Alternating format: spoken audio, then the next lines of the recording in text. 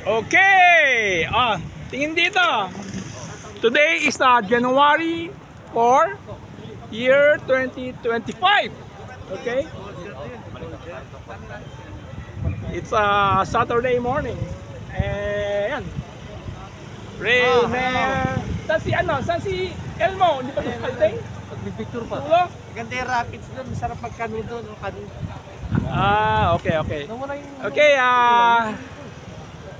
ito per motor, if you are going to cross the river, it costs about 50 pesos per motorcycle. So, Ganda yung tubig. yeah. Oh, hindi ko. Dami na po. Ano meron dito? Yun lang ito, tapos cross No, pwede pa mag-trail sa loob. sa loob, okay? Alam ko na yung trail dyan, puro pa to eh. Ayan. Si Elmo. Gusto niyo ito? Elmo, video. Ano, tawid pa ba tayo? Kayo. Gusto niyo? Tapos may Tapos video mo habang tumatawid tayo.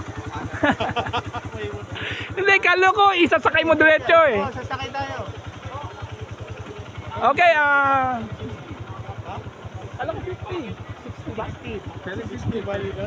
Pwede 50, pwede 60. Isa lang ata eh. Hindi, pag diretso natin, may way pa punta Manila. O wala? Wala, o balik tayo. So, ito lang. 60, bali ka na. Okay. Pwede na. Magmotor doon? Oh, sige. We're going to take a boat. It costs about 60 pesos, two-way. Tara. Okay. Sige. Sakay na. Isa tayo ng bangka, dalawa sa isang bangka. Pwede naman eh. Hindi kasi oh.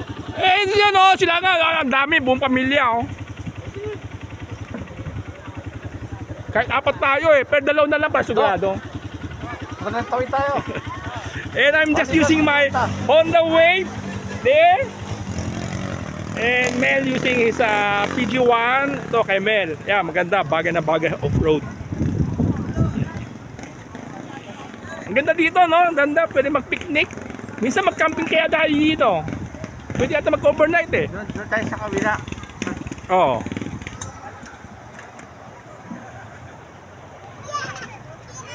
Uy, 12 minutes. Okay, it's already 12 minutes pala. Okay, that's about it. Thank you.